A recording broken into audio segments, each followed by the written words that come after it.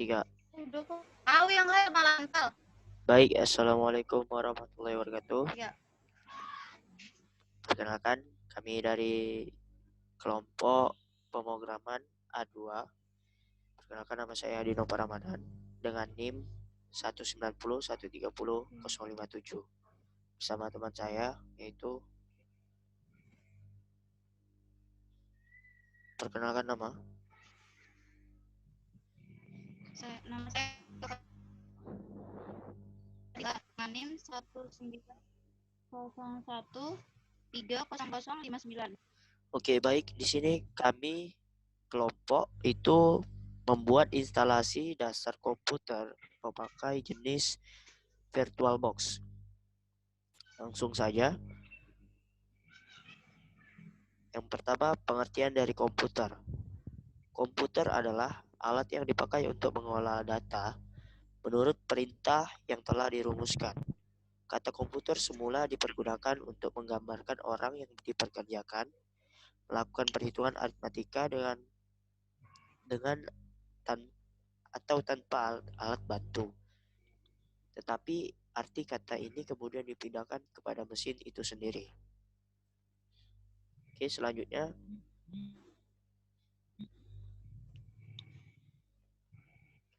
pengertian instalasi komputer. Install artinya adalah memasang program atau perangkat lunak ke dalam komputer. Semua perangkat lunak misalnya Microsoft Word, Microsoft Office, dan lain-lain.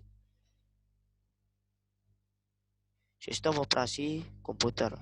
Sistem operasi komputer adalah software yang bertugas untuk melakukan kontrol dan manajemen perangkat keras dan juga operasi-operasi dasar sistem, termasuk menjalankan software aplikasi seperti program-program pengolahan data yang bisa digunakan untuk mempermudah kegiatan manusia. Baik, fungsi utama sistem operasi. Yang pertama, menyimpan program dan aksesnya. Yang kedua, membagi tugas di dalam CPU.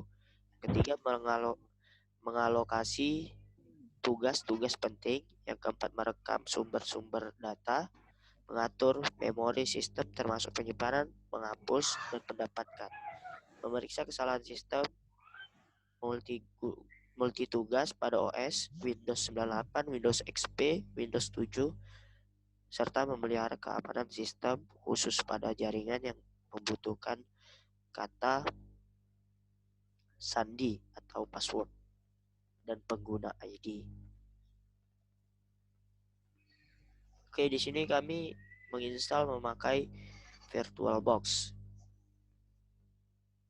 Oke. VirtualBox adalah software virtualisasi untuk menginstal sebuah OS, operasi sistem. Kata virtualisasi yaitu mengkonversi sesuatu ke bentuk simulasi dari bentuk yang nyata atau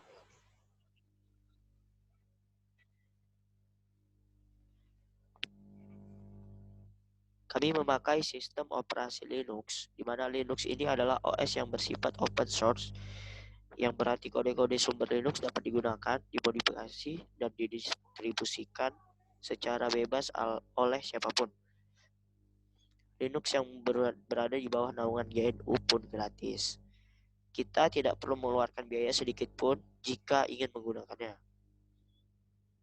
Oke, baik, ini adalah langkah-langkah penginstalan Linux menggunakan VirtualBox. Yang pertama, buka VirtualBox di laptop, baru klik PC agar dapat memproses percobaan instalasi OS Windows menggunakan VirtualBox. Yang kedua, memasukkan nama dan pilih sistem operasi yang ingin diinstal di virtual, lalu klik lanjut. Seperti contoh yang gambar di bawah, gambar 1 dan gambar 2. Lanjut. Yang ketiga, pilih hard disk virtual sekarang. Lalu klik buat. Yang keempat, digunakan berdasarkan kapasitas hard disk virtual yang dibuat. Seperti contoh gambar 3 dan gambar 4. Selanjutnya, yang kelima, pilih kapasitas hard disk virtual yang akan dipilih. Dan yang keenam, pilih ukuran tetap atau fixed size. Contoh di bawah ada gambar 5 dan gambar 6. Yang ketujuh, mengisi nama hard disk. Dengan mengisi nama hard disk, dicontohkan ke gambar 7. Yang ke-8, klik ganda pada mesin virtual atau klik tombol mulai. Yang ke-9 itu pilih master sistem operasi yang akan digunakan. Contoh gambar 9. Yang ke-10 di bagian instalasi, di sini kita langsung saja klik Ubuntu. Yang ke-11 langsung saja klik continue, dan yang ke-12 pilih something else untuk men-setting pada bagian partisi.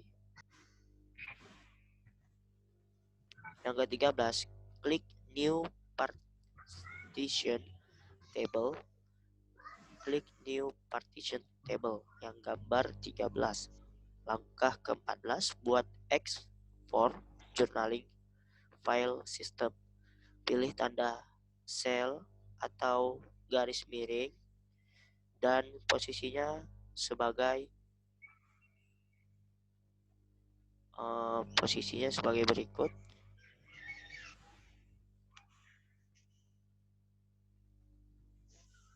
Langkah ke-15, buat swap area seperti gambar yang ada di bawah. Langkah ke-16, klik install pada partisi ekspor.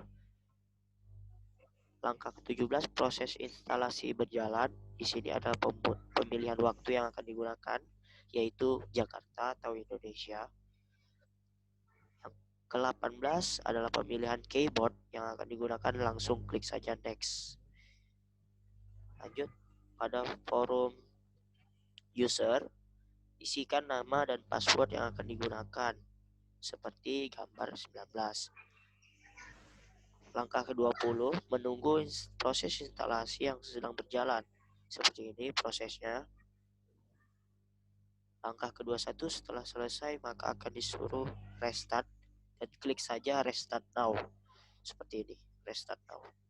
Dan langkah ke-22, proses instalasi Ubuntu Linux menggunakan VirtualBox selesai. Seperti inilah tampilan Ubuntu VirtualBox. Oke. Adapun secara garis besar dijelaskan oleh rekan saya, yaitu Ara.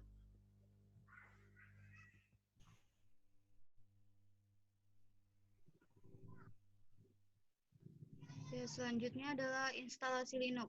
Secara garis besar, saat menginstalasi Ubuntu, maka akan melewati beberapa tahapan perinstall. Yang pertama yaitu memilih bahasa instalasi, yang kedua memilih lokasi dan zona waktu, yang ketiga adalah memilih keyboard, yang keempat adalah melakukan partisi pada hard disk, yang kelima adalah membuat user atau pengguna, yang keenam adalah migrasi dokumen dan setting, yang ketujuh adalah summary atau instalasi grup. Untuk menginstal Linux, user memang bisa memaksa Ubuntu untuk berjalan di sistem dengan mesin lawas. Tetapi untuk meminimalkan depresi dan frustasi, user disarankan untuk menginstal Ubuntu pada mesin Pentium 4 dengan prosesor 1 GHz.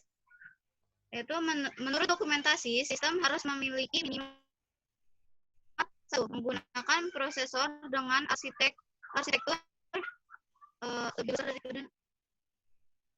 dari kali 86.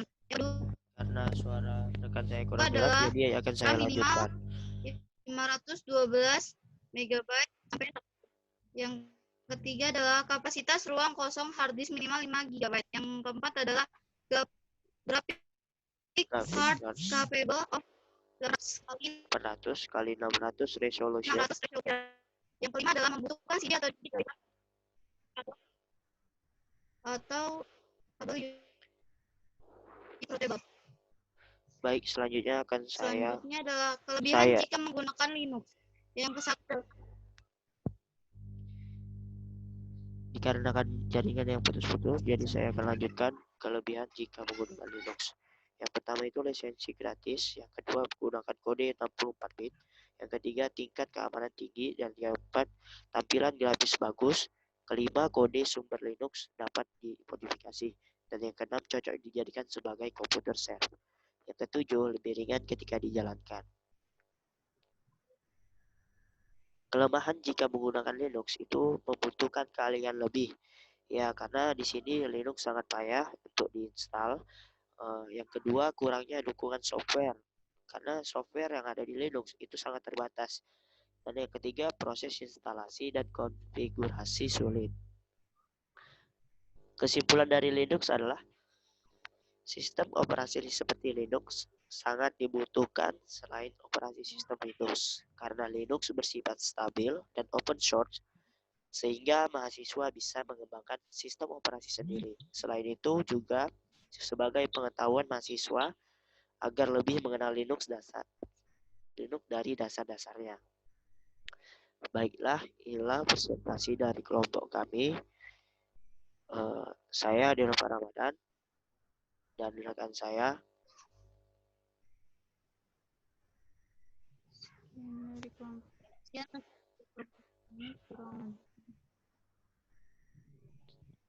saya dari Iksan Fadila. Saya ucapkan terima kasih. Assalamualaikum warahmatullahi wabarakatuh.